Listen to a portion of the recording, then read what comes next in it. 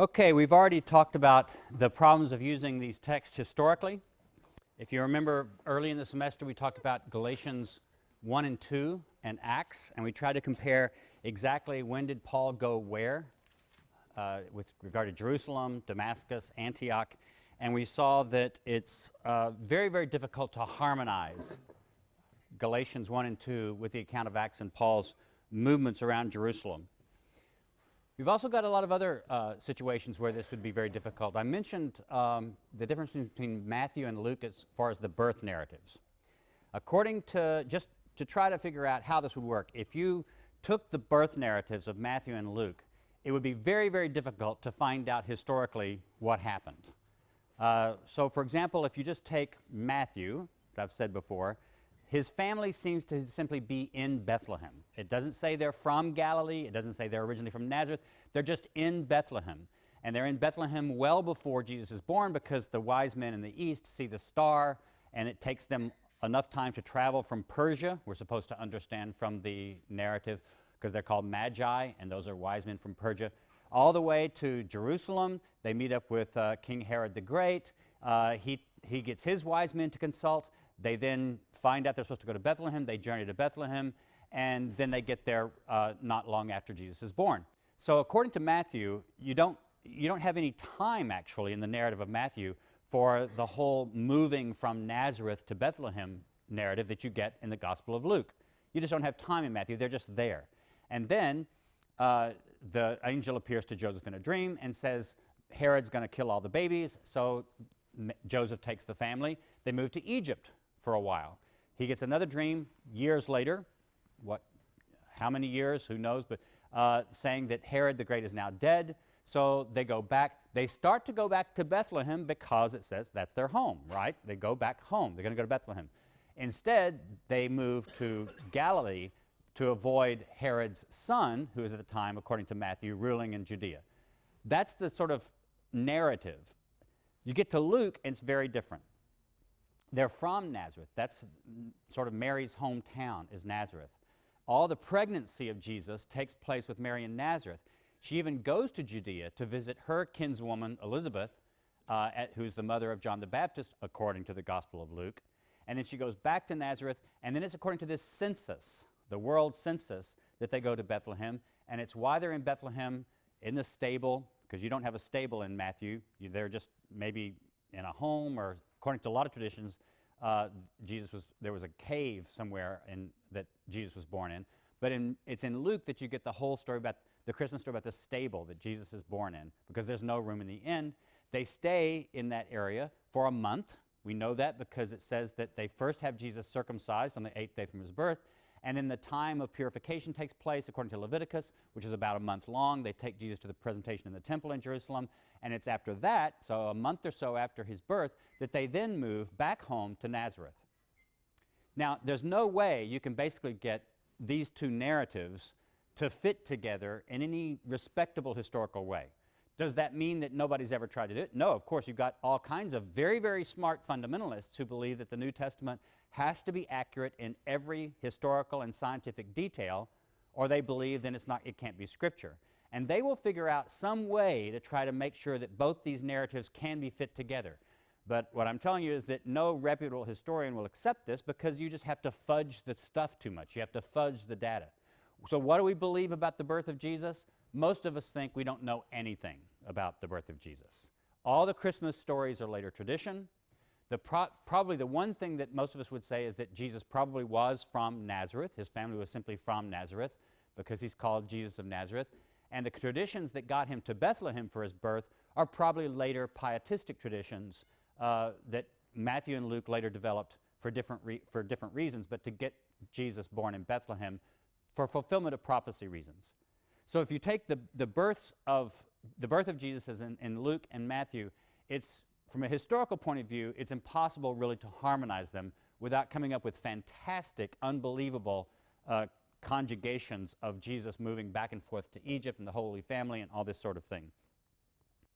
We get lots of other kinds of things about this too.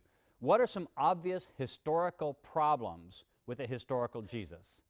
Well, one of the things is the trial of Jesus. there are different versions of the trial of Jesus in the Gospels.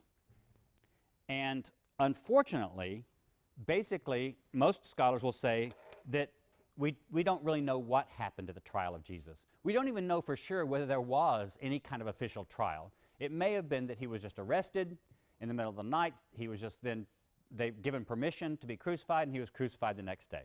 That would be the sensible way of doing things.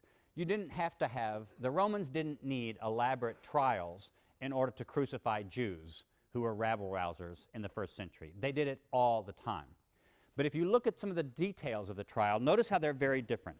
Mark 14, get your Bibles out.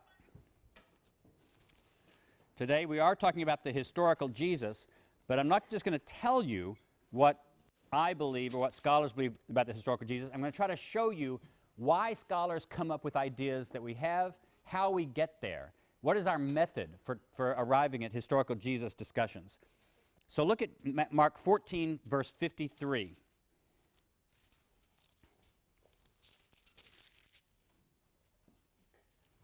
In the wrong place. They took Jesus to the high priest, and all the chief priests, the elders, and the scribes were assembled. Peter had followed him at a distance, right into the courtyard of the high priest, and he was sitting with the guards, warming himself at the fire. Now the chief priests and the whole council were looking for testimony against Jesus to put him to death, but they found none. For many gave false testimony against him, and their testimony did not agree. Some stood up and gave false testimony against him, saying, "We have heard him say, 'I will destroy this temple that is made with hands, and in 3 days I will build another not made with hands.' But even on this point their testimony did not agree. Then the high priest stood up before them and asked Jesus, 'Have you no answer? What is it that they testify against you?' But he was silent and did not answer. Again the high priest asked him, 'Are you the Messiah, the Son of the Blessed One?' Jesus said, 'I am, and you will see the Son of Man seated at the right hand of power and coming with the clouds of heaven.'" That's a quotation from Daniel. So Jesus basically just says, "I am," and then quotes Daniel. And then it says, the high priest accused him of prophecy. And then look at chapter 15. Beginning of chapter 15. As soon as it was morning, the chief priests held a consultation with the elders and scribes and the whole council. They bound Jesus, led him away, and handed him over to Pilate. Pilate asked him, "Are you the king of the Jews?" He answered him, "You say so." Then the chief priests accused him of many things. Pilate asked him again, "Have you no answer? See how many charges they bring against you." But Jesus made no further reply, so that Pilate was amazed. Now notice, all Jesus says at his trial, according to Mark, the oldest of our written testimonies, is "I am," and a quotation of Scripture at one point, and then "so you say" in the next trial before Pilate. Now compare that to what goes on in the Gospel of John. I mentioned this a bit in my lecture on the Gospel of John, how its narrative details are very different from the Synoptic Gospels. One of the places where this is really different is the trial of Jesus. John 18, verse 19. I'm not going to read all of this because it's just way too long. This is part of the interesting thing is that the trial of Jesus goes on for a long time in the Gospel of John. The high priest questioned Jesus about his disciples, about his teaching. Jesus answered, "I have spoken openly to the world. I have always taught in synagogues and in the temple where all the Jews come together. I have said nothing in secret. Why do you ask me?" Already, Jesus has said a ton more now than he said in the other Gospels at his trial. But then he just keeps going on. He said some more things. When he had said this, one of the police standing nearby struck Jesus in the face, saying, "Is that how you answer the high priest?" Jesus answered, "If I have spoken wrongly, testify to the wrong, but if I have spoken rightly, why do you strike me?" Then Annas sent him bound to Caiaphas, the high priest. So according to John, Annas and Caiaphas are kinfolk, and they're sort of both members of the high priestly family. So you can go on and on. At 28, verse 28, is the trial before they took Jesus to Pilate. Pilate went out to the Jews and said, "What accusation do you bring against this man?" They answered, "If this man were not a criminal, we would not have handed him over to you." Pilate said to them, "Take him yourselves and judge him according to your law." The Jews answered, "We are not permitted," blah, blah, blah, blah, blah. It goes on. Pilate talks to Jesus. "Are you the king of the Jews?" Jesus answered, "Do you ask this on your own? Did others tell you about it?" Pilate said, "I'm not a Jew, am I? Your own nation and the chief priests handed you over to me. What have you done?" Jesus said, "My kingdom is..." Jesus just has a whole conversation with Pilate, which leads to that wonderfully quotable phrase that everybody knows about, where finally Jesus talks about truth, and Pilate says, in a phrase that could be sincere, or a lot of people answer it as being cynical, "What is truth?" Very famous quotation from the Gospel of John. And then, of course, there's the whole passage. Any of you seen Jesus Christ Superstar, the play or the movie, there's a whole scene where Herod, this is actually the son of Herod the Great now, but there's a trial before Herod, also in the Gospel of John, not really in Mark at all, but in the Gospel of John you get this whole trial before Herod, and according to Jesus Christ Superstar, this is when Herod kind of dances around on this raft and has showgirls, and they all do this, so you are the Christ, you're the great Jesus Christ, you know, prove to me that you're no fool, walk across my swimming pool, and all this sort of thing. So there's a whole scene, and Jesus Christ Superstar, the whole scene wouldn't be possible without the Gospel of John, because it's not in the other Gospels. So this is a famous scene. All of that's different in John. So what's historical? How do scholars decide?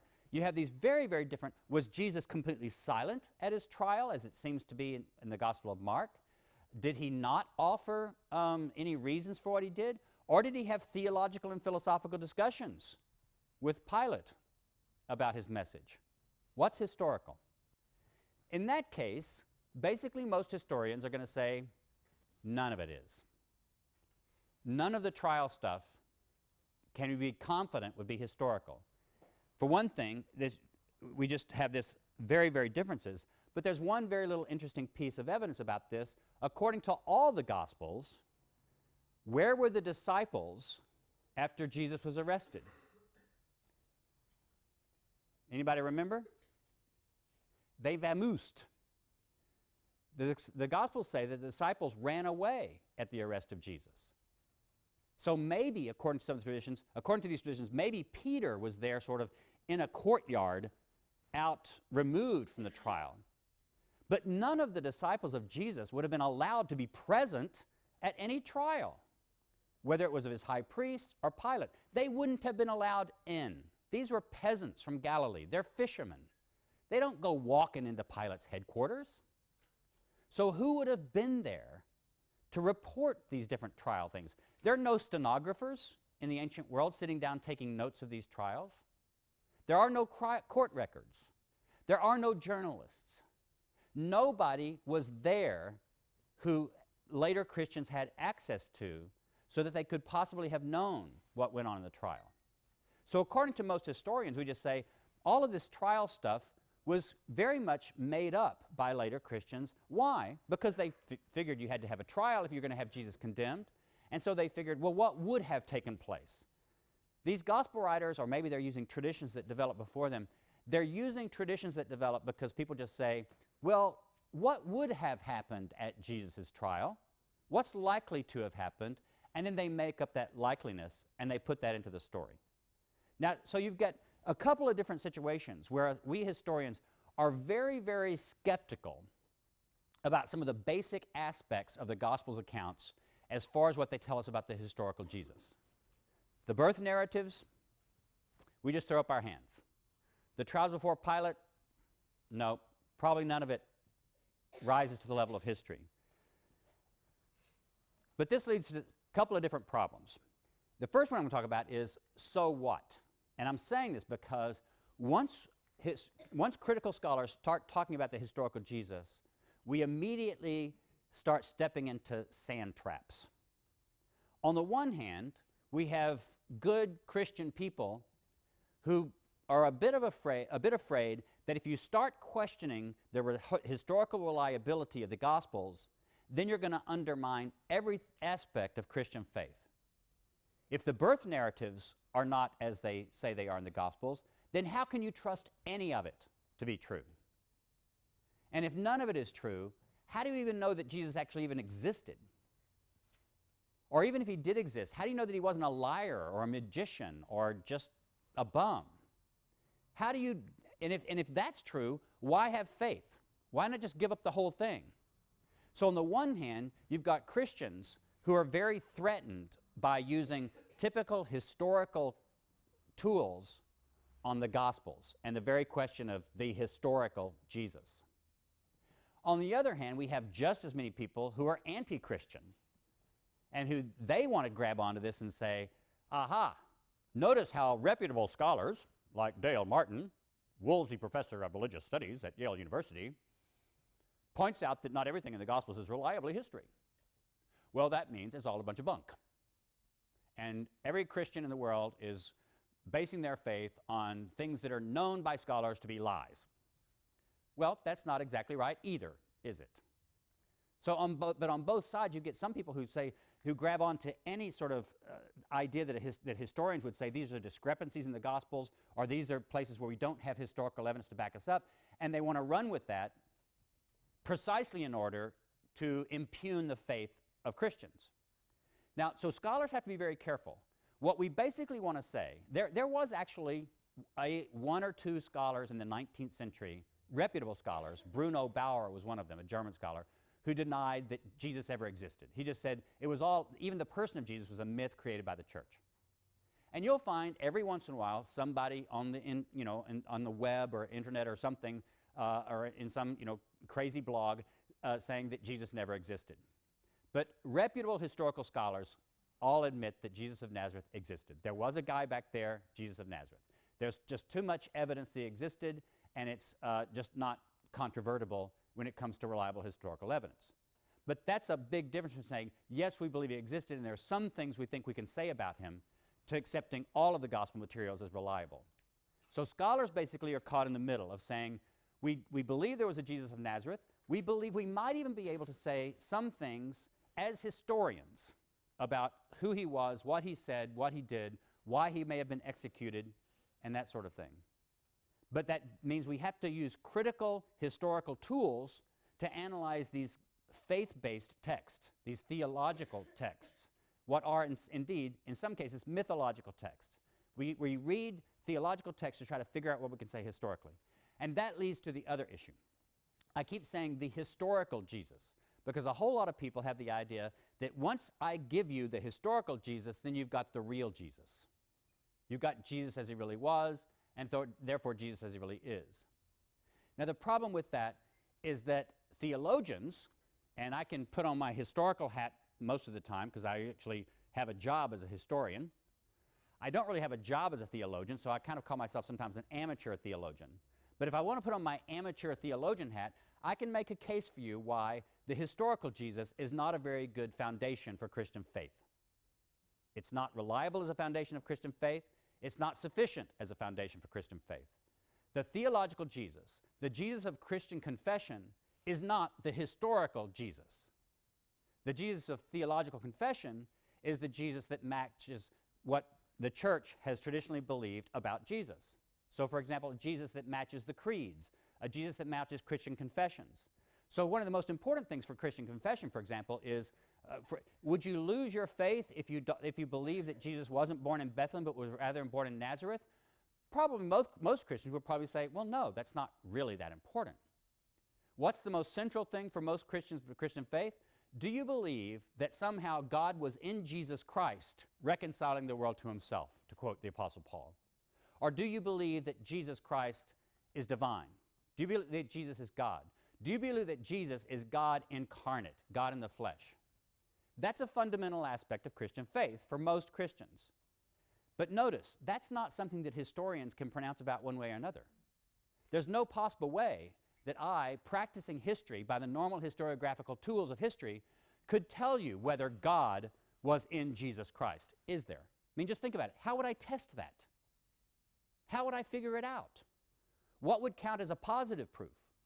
What would count as a non-controvertible negative truth? There's no such thing. So when I'm talking to you about the historical Jesus, I have to get over several hurdles.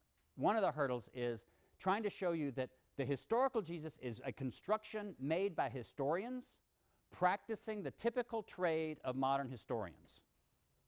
It's just like, for example, if I say, what's the historical Socrates? We don't have direct access to Socrates either, right? Socrates left no writings. All we know about Socrates are mainly the things that either Plato, his disciples, said about him, or Xenophon, another of his disciples, said about him, and a few other things. And you know what? Plato and Xenophon don't give the same picture of Socrates. So figuring out who is the historical Socrates is also a difficult historical question that historians debate about. So that's the one thing, is just using typical historical data.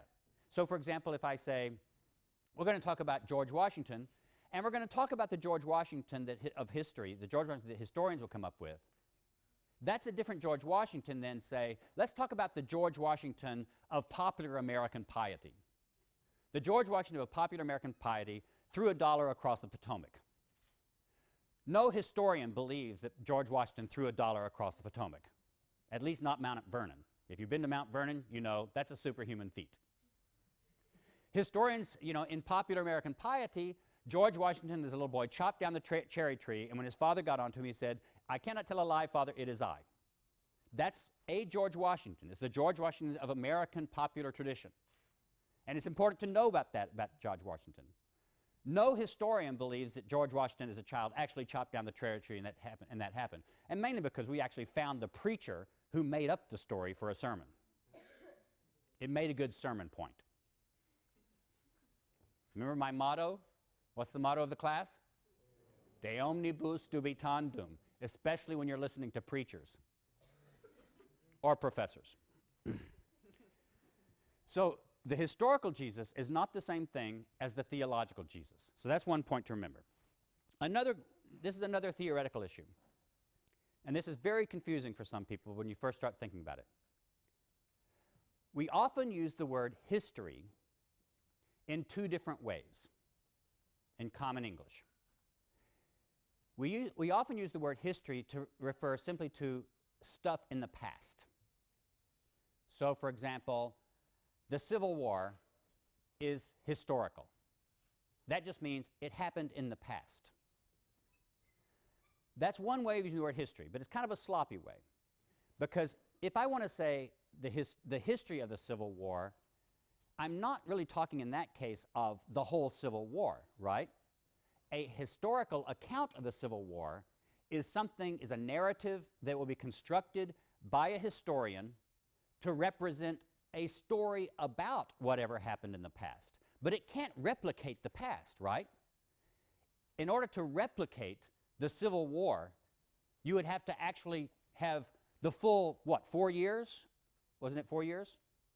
However long the Civil War took to fight, you would have to have that amount of time, because every tiny detail, every action, every person, every word, every letter, everything anybody said, every tiny battle, every ant that crawled over a decomposing corpse is part of the past of the Civil War. That's not the history of the Civil War. That's the Civil War as it occurred in the past.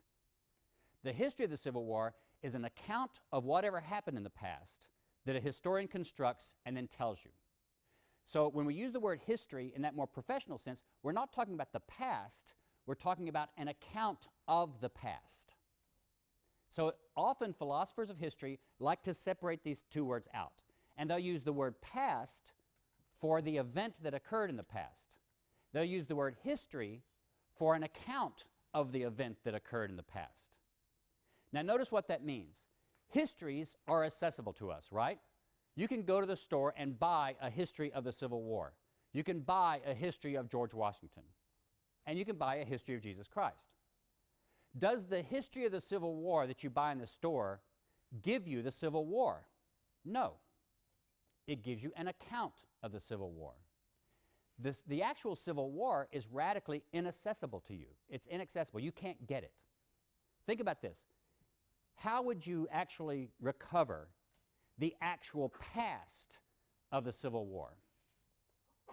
How would you do it? Let's say you can't travel in time like in TV. Let's just say that hypothetically.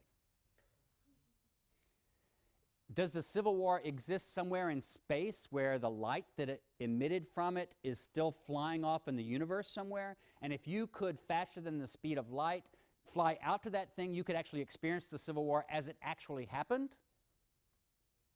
Well, maybe theoretically, but for any of us sitting here in this room, that's not possible, is it? In other words, this is a radical thought to some people, but the past no longer exists for you and me. It's radically gone. The past is non-existent when it comes to our experiences of it. All we can experience are different accounts of the past. We can experience different constructions of the past. We cannot experience the past itself. It's gone. It's lost to us forever. That means the historical Jesus, as Jesus actually existed in history, is inaccessible to you. You will not find him. You cannot find him. You will never find him. What you can do is using the trades, the tricks of the trade of modern historiography, you can play by the rules of modern historiography, and you can construct a historical Jesus. That means a Jesus of Nazareth constructed using the same kinds of historical tools as historians would use to construct the historical George Washington, the historical Socrates, the historical Plato, the historical Abraham Lincoln. That's a construction, though. So those theoretical points are very important because when I talk about the historical Jesus, you cannot think, like most popular people think, that what I'm talking about is the real Jesus, the Jesus as he really was, or certainly not the Jesus of Christian faith. What I'm giving you is an account of Jesus that modern historians construct using the typical tools of modern historiography. That's a lot of theoretical philosophy of history stuff that I tried to boil down in straightforward language. Is there any question or comments about that before I go on? All that stuff is necessary, though, because people, especially when they turn to objects of faith, that you start asking historical questions, people's minds start turning into mud. All right, now let's just jump right in. What could we say about the historical Jesus as historians? Today I can't give you the whole thing. If you want the whole thing, all the answers to life, well, I won't give you cooking recipes and that kind of thing, but if you want all the answers to historical Jesus stuff as it comes from the expert moi, you can take my seminar in the fall that I'll be teaching on the historical Jesus. A whole semester just on the historical Jesus question. So I'll do that in the fall.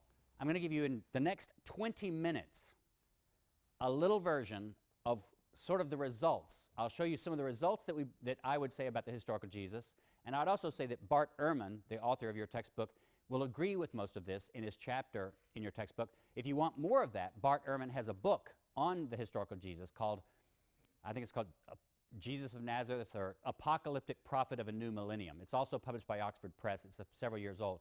But he and I agree to a great extent about this sort of thing. So if you want more of this, you can look at Bart's book, and it'll pretty much agree with a lot of the stuff that I'm going to say.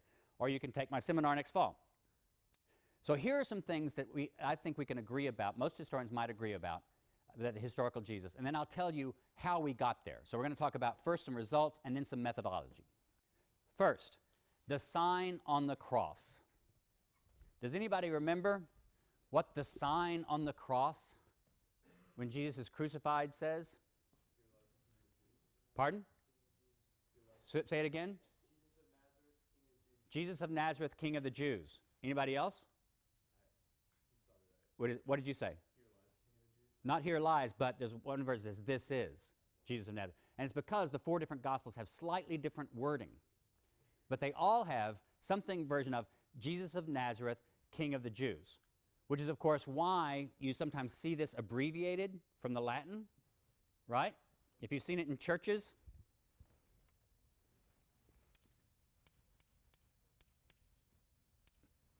Henry, have you ever seen that on a cross or something like that in a church? Jesus of Nazareth in Latin, Rex, King Judaeorum of the Jews. So that, notice how though it's slightly different. Let's look, if you've got your Bibles, it's Mark 15:26.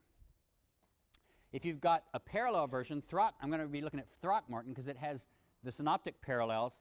It's Throckmorton paragraph 249. But somebody put your finger on Mark 15:26. It's also Matthew 27:37. It's also Luke 23:38.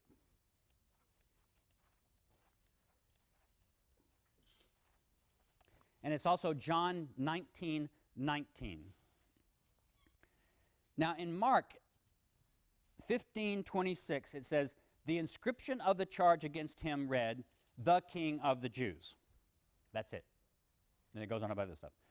Look over right next to it on Matthew. It says, over his head they put the charge against him and said, this is Jesus, the King of the Jews. So it's slightly different.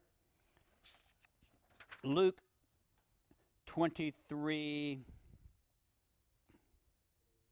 what did I say? 38.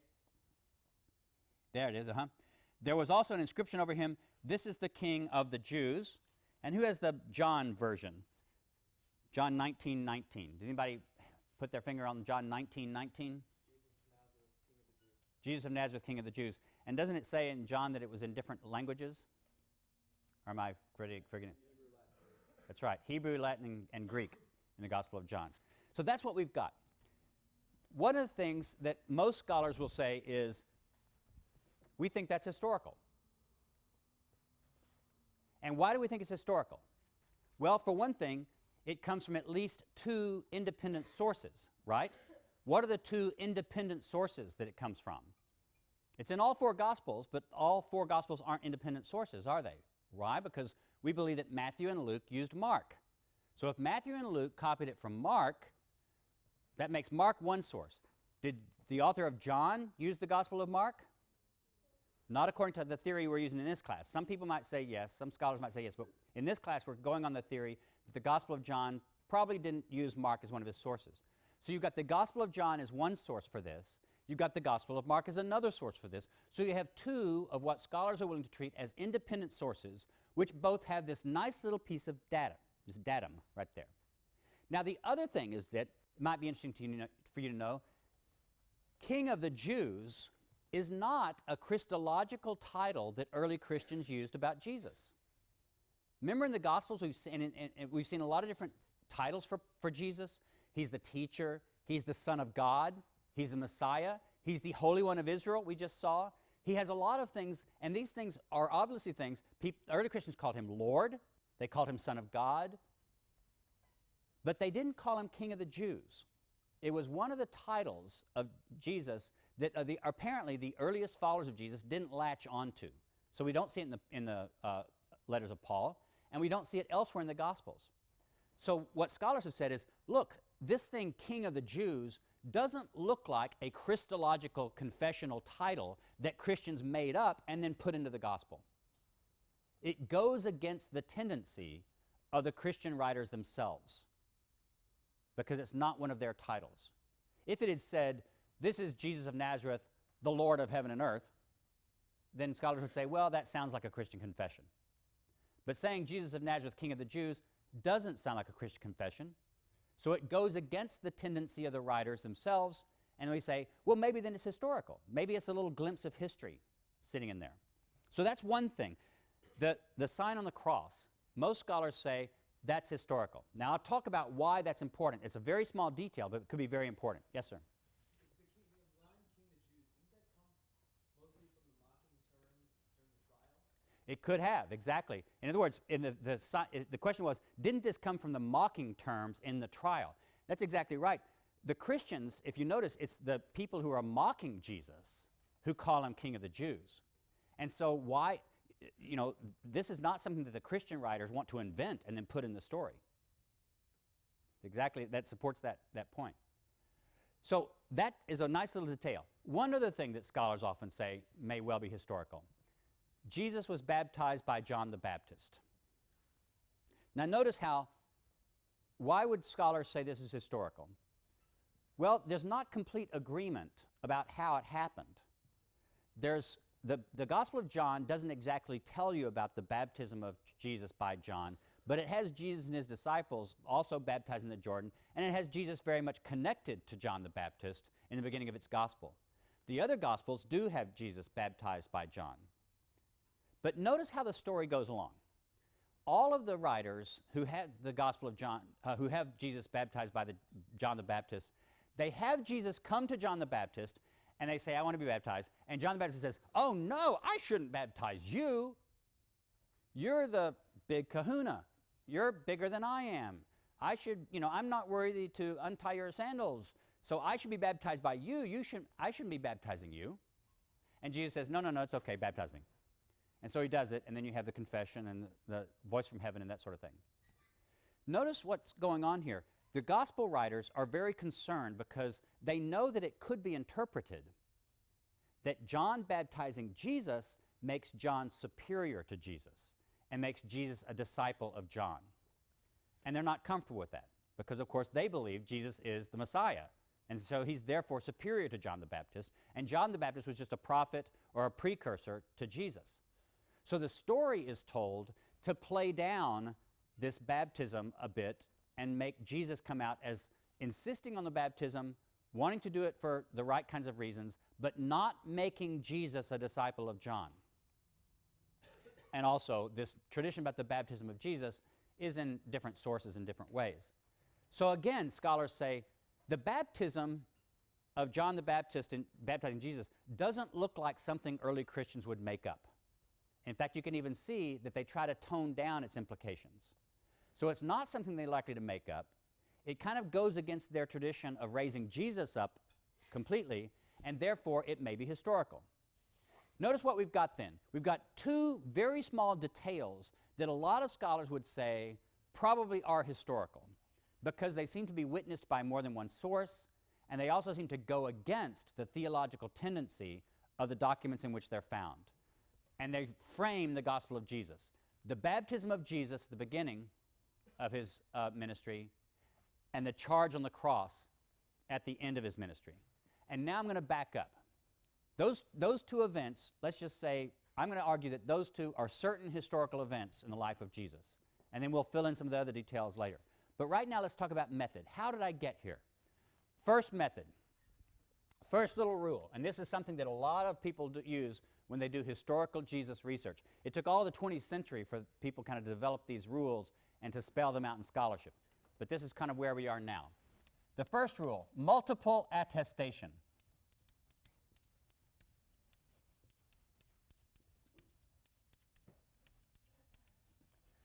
That means when you have more than one independent source that has a saying or an event about Jesus, you tend to give it a little more weight.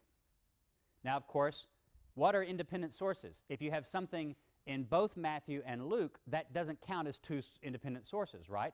Because both Matthew and Luke could have gotten that from Mark, or they could have gotten it from Q.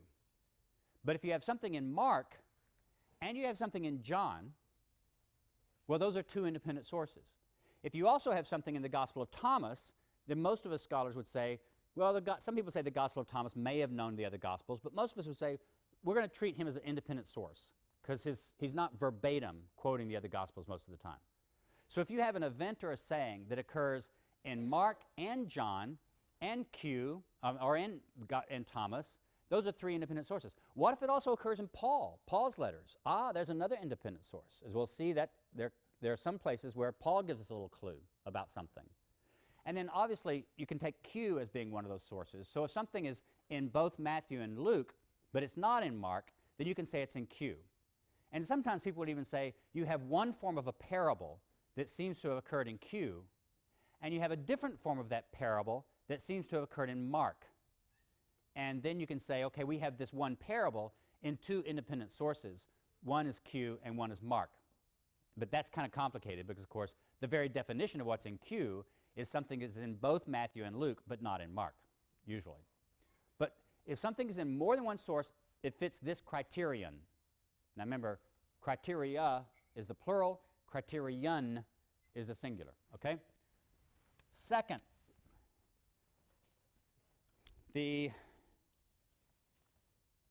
actually, let me illustrate this again.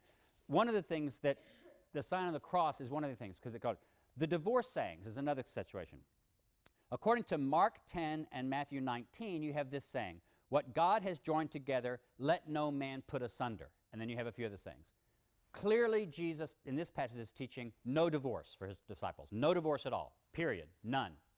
It's against the rule to get divorced.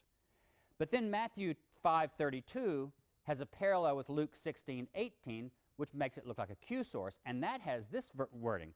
Every man who divorces his wife and marries another commits adultery, and whoever marries a woman who has been divorced by her husband commits adultery. In other words, there's another teaching on divorce here, both of which it also forbids divorce and remarriage, but it's not the same wording as in Mark. So scholars say that looks like a Q saying on divorce, in which Jesus still forbids divorce and remarriage, but it's not the same wording as the Mark saying. So we have two separate sayings in different wordings, but they both have Jesus forbidding divorce. and at least divorce and remarriage. One in Q, one in Mark, two independent sources. It's really neat then we find Paul in 1 Corinthians 7, 10 through 11 says this. So this is Paul, a quotation from Paul. To those who are married, I command, that is Paul, and then he says, not I, but the Lord. Ah, so Paul even knows he's quoting a saying of the Lord Jesus. So he goes on to say that the woman must not separate from her husband. If indeed she does separate, let her remain unmarried or be reconciled to her husband, and a man must not put away his wife. Now, most of us believe that's Paul's wording because you can tell the way he's kind of fudging around with some of the details of the saying. But at least Paul gives a witness that he knows of an anti-divorce saying by Jesus also. 3 separate independent witnesses that Jesus taught against divorce. One from Mark that Matthew copies, one from Q that both Mark, Matthew, and Luke have, and one from Paul. So that passes the multiple attestation rule. But it also passes the next rule, which is dissimilarity.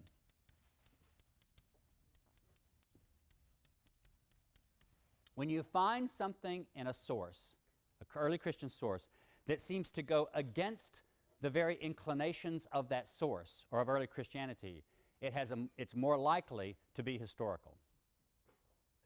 Something that swims against the tide of early Christian expectation. Now, why does the divorce saying is multiply attested? It also passes the dissimilarity thing because almost all of these authors, except for Mark, they both seem to know that Jesus prohibited divorce entirely, but then they go on to modify the rule a bit. Because, I mean, let's face it, people get divorced. Early Christians got divorced. So Paul says, okay, well, you're not supposed to get divorced, but if you do get divorced, then you should do this.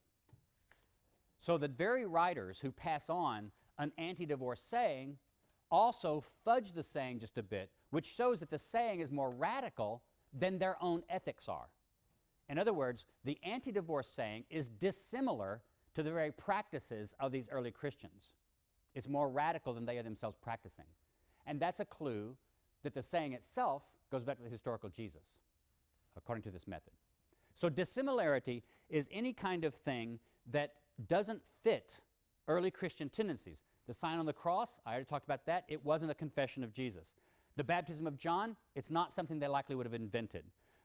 There's another one, the swords at Jesus' arrest. And according to Mark 14:47, and it's followed by Matthew and Luke, somebody had a sword at Jesus' arrest in the garden. And somebody used it. According to the different traditions, it was Peter, according to John, and somebody the others don't name, somebody whacked off the ear of the high priest's slave. But there's these different stories about Jesus, somebody in Jesus' entourage was armed. And in some of the sources, one of the sources, there are 2 of them on there are 2 swords, others is 1 sword. Now, I think this is historical. Why? Because all the gospel writers want to go out of their way to say Jesus was not mounting a violent revolution. He was not a criminal. This was not an armed rebellion. He's completely innocent of any political charge of insurrection. But if Jesus' disciples were armed with swords at his arrest in the middle of the night at the Passover in Jerusalem, that's insurrection, folks. The Romans did not allow Jews just to go around in the middle of the night in gardens carrying swords. For a Jew to be armed at the Passover, an especially dangerous time that the Romans were really worried about, for a Jew to be armed, following around a guy who some people were saying was the king of the Jews, you can be arrested for that. You can be crucified for that. So I don't think early Christians invented it. I think some of these early Christians knew that at least one and possibly more of Jesus' disciples were armed at his arrest. So that's another, why do I see that? Because it's not something they would have invented. In fact, it goes against their tendency. There's another passage, Mark 10:18. Mark 10:18, which is also in Luke 18:19. You may have come across this. The man comes and asks Jesus about what should I do to have eternal life? What's the good thing for me to do? And Jesus says, why do you ask me about the good? There's no one good but God. Now, apparently, Mark writing that didn't have a theological hiccup. But now let me, I'm a good Episcopalian, okay? Why should you ask Jesus about the good? God's the only one who's good. Sound weird? If Jesus is actually God, then you wouldn't say it like that. In other words, this sounds like, whoever's this saying, it sounds like Jesus himself is denying that he's God. Don't ask me about the good. The only one who knows about good is God. And then Jesus goes on and answers the question. I think this saying was actually something like this was said by the historical Jesus. Why? Because early followers of Jesus believed Jesus was God in some sense. I don't think this is something they would invent. It goes against their confession. It goes against their theology. So it's one of these cases where it's dissimilar to their faith. And therefore, we tend to give it higher grade when it comes to historicity. A couple of other criteria are a bit weaker. These are the two strongest. Social coherence. This is when you see something that is either anachronistic and it doesn't look like it would fit in with the life of Jesus, or it does fit very well with the life of Jesus. If I decide, for example, on lots of different other sayings that I've decided are historical because of these other reasons, and then something looks like it, a saying of Jesus looks like it's apocalyptic, and I've already established that Jesus was an apocalyptic prophet, then I'm going to say, well, it coheres with the social situation of Jesus as an apocalyptic prophet in Galilee. Or take a negative example. In Matthew 18, there are a lot of rules about what you should do in the church. The very word church is used. Almost all of us scholars would say a lot of that stuff in Matthew 18 about the church rules, the church leadership, that's not historical. Why? Because the church didn't exist in Jesus' lifetime. Jesus sounds like he's giving rules about a constitution for a church. But we think that's anachronistic. The church is something that developed after Jesus' death, when his followers came to believe that he had been raised from the dead and then they should continue doing things in his name. But in Jesus' own lifetime, traveling around Galilee, talking about, now when you have the church, you should meet on Sundays. I think for Easter you should wear white. Jesus didn't do this sort of thing. So all of that stuff in Matthew 18 that looks very much like a later church life, we believe was read back into the life of Jesus by the author of Matthew or other people. And then the last thing is, the last criterion is rather weak. It's called the criterion of coherence. And this basically just says, if you establish something as being historical about Jesus by these other stronger criteria, and then something else seems to cohere with it, then you can kind of throw it in the pot. But it's a very loose kind of criterion to use for historical purposes. Now, so where are we? That's the methodology. If we're going to come up with some basic ideas about Jesus, here's where I would say I would end up with. And there's some of this that's very controversial. I would say, though, that Jesus was an apocalyptic prophet, an apocalyptic Jewish prophet. One of the reasons that Jesus' life was framed by two apocalyptic events. If Jesus was baptized by John the Baptist, and John the Baptist seems clearly to have been preaching some kind of apocalyptic message about the coming kingdom, that means I think that Jesus was originally a follower of John the Baptist, although the later gospel writers will play that down. If Jesus was a follower of an apocalyptic Jewish prophet, I think that at least means that the beginning of his own ministry was wreathed in that apocalyptic Jewish prophecy kind of world. And he was executed on a charge of sedition as being the king of the Jews against the law. Only the Roman Senate got to make kings. And if Jesus was going around claiming, and I'm not saying he was claiming, but if other people were claiming that he was the king of the Jews, the only way to understand that, I think, in this situation is that he believed that he was going to be the Messiah that would come at the end of time and overthrow the Romans. So his death was also apocalyptic. The temple incident, we could talk about that. Did Jesus go in and throw the money changers out and cleanse the temple, as it said? I think that's historical. It goes against the tendency of the Gospels to portray Jesus as nonviolent and non-confrontational in that last week. I think he therefore did it. What did it mean? I think this is more debatable. I think it was a prophecy meant to enact what he saw would be coming the future destruction of the temple by God in some kind of apocalyptic event at the end of time. I think Jesus was therefore a lower class Jewish peasant who spoke mainly Aramaic. I think he had a group of disciples of 12. I won't go into some of these, but I think he actually did form 12 of his disciples to be an inner core group. I think even that's apocalyptic. Why would he have 12 disciples? Why did he choose the number 12? Because there were 12 tribes of Israel that would be reconstituted at the end of time, according to Jewish expectation.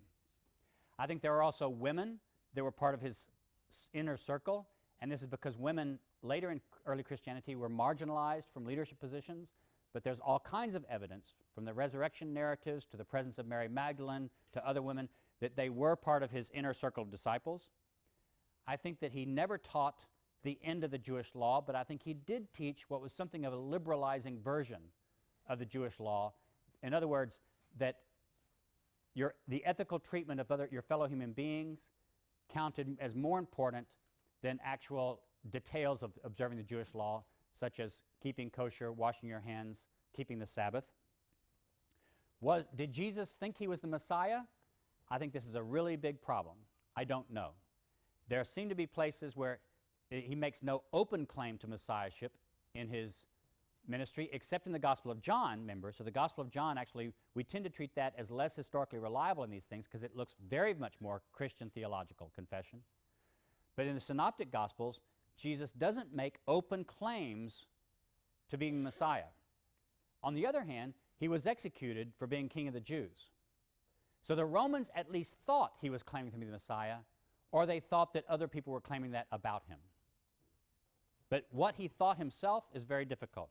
One of the things, though, I think we can say for sure, this is where I'll end today, Jesus himself, I believe, never saw himself as the founder of Christianity. He didn't think about himself as starting a new religion.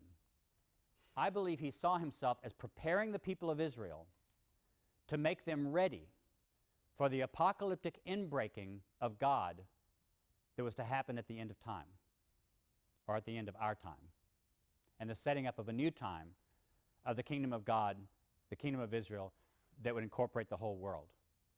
So the way I would do this is Jesus was an apocalyptic Jewish prophet who was executed because the Romans at least believed that he or his disciples were making dangerous claims that he was the king of the Jews. That's all you get on the historical Jesus. Sorry.